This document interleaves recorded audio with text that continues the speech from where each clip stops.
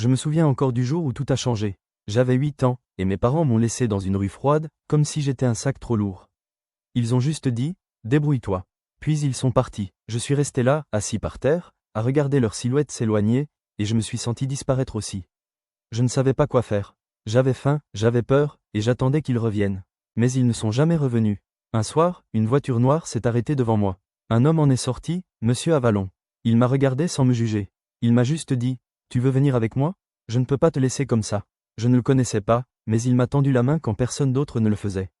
Il m'a offert un lit, de la nourriture, une école, un foyer. Avec le temps, il est devenu plus qu'un sauveur, il est devenu mon père. 10 ans ont passé. J'avais 18 ans quand il est tombé malade. Avant de mourir, il m'a tout donné. Sa maison, son entreprise, son héritage. Je n'arrivais même pas à comprendre pourquoi il me faisait autant confiance. Mais il voyait en moi un fils, un vrai. Puis un jour, mes parents biologiques sont réapparus. Ils n'étaient pas là quand j'avais besoin d'eux, mais maintenant que j'avais de l'argent, ils sont venus en courant. Ils se sont mis à genoux devant moi. « S'il te plaît Lino, donne-nous un peu d'argent. On est ta famille. » Ma famille ? Je les ai regardés, et tout est revenu.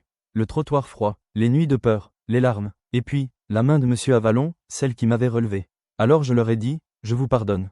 Mais vous avez perdu votre place dans ma vie le jour où vous m'avez abandonné. Je suis parti, sans crier, sans haine. Je me suis juste protégé. Parce que j'ai compris une chose. La famille, ce n'est pas ceux qui te laissent tomber. C'est ceux qui te relèvent. Et moi, grâce à lui, je me suis relevé. Si vous avez aimé, likez et abonnez-vous.